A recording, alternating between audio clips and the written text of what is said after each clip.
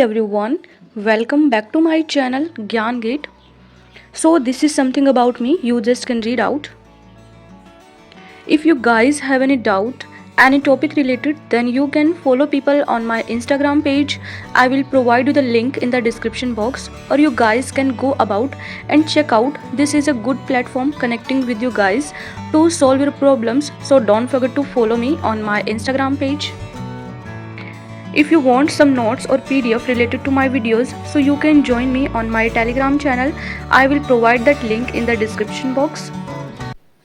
Today I want to share something with you guys. If you are also an IGNOU student and if you don't have much time to study during the exam time, then you can go towards Neeraj Books.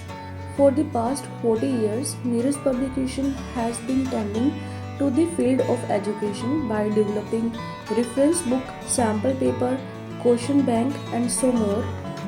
Neeraj Books provide to be beneficial as the question provided were extremely helpful for your exam because the language written in those books is also very simple and important questions are also there.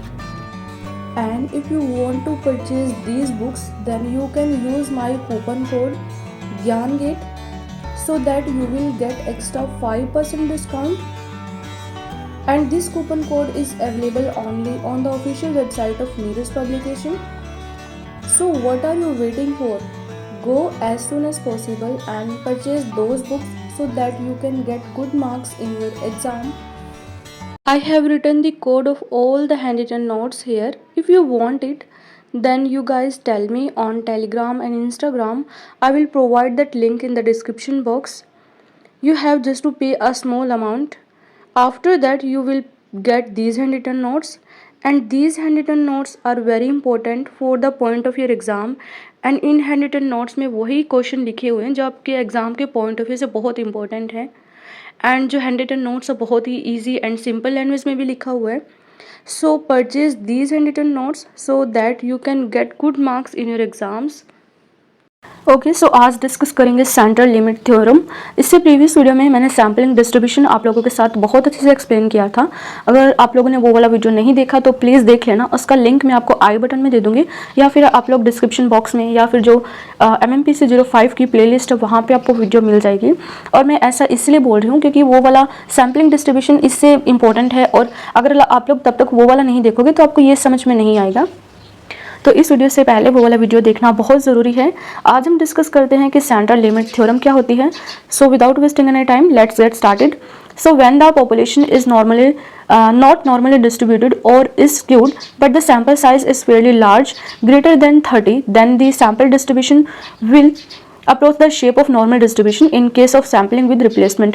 मतलब कि जब आपकी population normally distributed नहीं है और या तो वो स्क्यू है या फिर वो नॉर्मल नहीं है, और सैम्पल साइज फेयरली लार्ज है, मतलब कि इतना ज़्यादा है कि वो अपनी पॉपुलेशन को अच्छे से रिप्रेजेंट कर रहा है, वहाँ पर होती है हमारी सेंट्रल लिमिट थ्योरम. इससे पहले जब सैम्पलिंग डिस्ट्रीब्यूशन पढ़ाया था उसमें मैंने एक एग्जाम्पल के थ्रू आपको समझाया था. उसमें क्या था कि हमने जब उस एग्जाम्पल के जितने भी पॉइंट्स आए थे उनको जब हमने ग्राफ पे प्लॉट किया था तो वो कर्व हमारा नॉर्मल डिस्ट्रीब्यूशन मतलब एक बेल शेप की कर्व में नहीं आया था, वी शेप में आया था. तब मैंने आपको बताया था कि अगर आप इनकी वैल्यू को थोड़ा सा इंक्रीज कर दोगे तो ये हमारा नॉर्मल डिस्ट्रीब्यूशन की तरह बन जाएगा. तो इसमें वही बोला है कि जब अगर हमारी पॉपुलेशन नॉर्मली डिस्ट्रीब्यूटेड नहीं है और स्क्यू है और और नॉर्मल भी नहीं है, लेकिन तभी भी वो हमारा नॉर्मल डिस्ट्रीब्यूशन का जो कर्व होता है वो बना सकती है. कैसे? अगर हम उनके सैम्पल साइज को थोड़ा सा लार्ज कर दें, और लार्ज का मतलब है अगर हम उनके सैम्पल साइज को ग्रेटर देन 30 कर दें तो वो भी एक नॉर्मल डिस्ट्रीब्यूशन का कर्व बना सकती है. इसी को हम बोलते हैं सेंट्रल लिमिट थ्योरम. इसलिए मैंने आपको स्टार्टिंग में बोला कि इस वीडियो से पहले आपको सैम्पलिंग डिस्ट्रीब्यूशन देखना बहुत ज़रूरी है, क्योंकि इस वीडियो में मैंने एग्जाम्पल के थ्रू आपको समझाया है. सो सेकेंड पॉइंट हम देखते हैं, और इसका मीनिंग है कि मतलब कि अगर पॉपुलेशन नॉर्मली डिस्ट्रीब्यूटेड है और शेप भी नॉर्मल कर्व है, ठीक है, तो उसको हम बोलते हैं सेंट्रल लिमिट थ्योरम. मतलब कि अगर पॉपुलेशन नॉर्मली डिस्ट्रीब्यूटेड नहीं है लेकिन फिर भी अगर हम उसका थोड़ा सा साइज़ बढ़ा दें, और साइज़ बढ़ाने का मतलब होता है कि अगर हम उसका जो साइज़ है ग्रेटर देन 30 कर दे तो वो भी एक नॉर्मल डिस्ट्रीब्यूशन का कर्व बन जाएगी. देन उसके बाद सेकेंड पॉइंट है हमारा If the population is normally distributed, then the sampling distribution would also be normal, no matter what the sample size is. अगर हमारी जो population है normally distributed है, तो जाहिर सी बात है कि sampling distribution है हमारा तो normal curve बनाएगी. अगर हमारी population normally distributed है, तो वो curve भी हमारा normal distribution बनेगी, चाहे फिर उसमें sample size कितना भी हो. Then उसके बाद लास्ट थर्ड पॉइंट है also mean the sample mean would be equal to the population mean. इसमें कि जो सैम्पल मीन होता है इक्वल होता है पॉपुलेशन मीन के. देन लास्ट है and the standard deviation of the sample mean would be equal to the standard deviation of the population divide by square root of sample size. इसमें क्या बोला है कि जो सैम्पल मीन होता है किसका, स्टैंडर्ड डेविएशन का.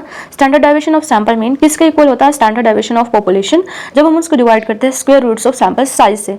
इसी को हम बोलते हैं स्टैंडर्ड एरर ऑफ मीन. ठीक है, अब हम नेक्स्ट वीडियो में डिस्कस करेंगे स्टैंडर्ड एरर ऑफ मीन क्या होता है.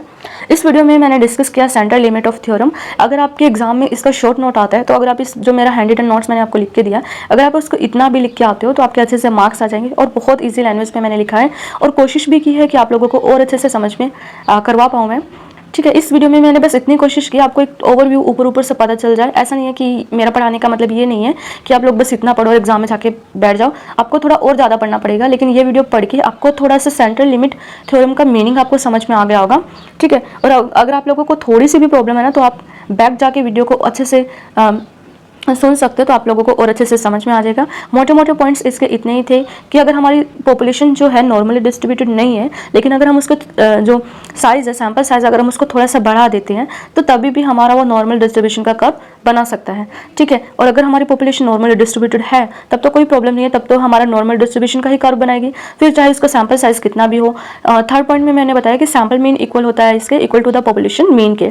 फोर्थ में मैंने बताया कि standard deviation of the sample mean equal होता है स्टैंडर्ड डेविएशन ऑफ पॉपुलेशन, और डिवाइड किसको करते हैं हम, divide square root of sample size से. ठीक है, इतना सा था बस सेंट्रल लिमिट थ्योरम, और इसी को हम आगे जाके बोलते हैं standard error of mean. Standard of error mean को हम नेक्स्ट वीडियो में पढ़ेंगे. आज के वीडियो में बस इतना ही. Thanks for watching. Lastly, if you like my videos, don't forget to share and subscribe to my channel and hit the bell icon for upcoming videos. और जैसा कि मैं अपनी हर वीडियो में बोलती हूँ कि जो ज्ञान होता है वो बांटने से बढ़ता है. अगर आप लोग बांटोगे ना तो आपका भी ज्ञान बढ़ेगा ही. सो लाइक करना, शेयर करना, एंड कुछ भी डाउट हो तो कमेंट सेक्शन में लिखना बिल्कुल मत भूलना. Until next time, stay curious and keep learning. Thanks for watching.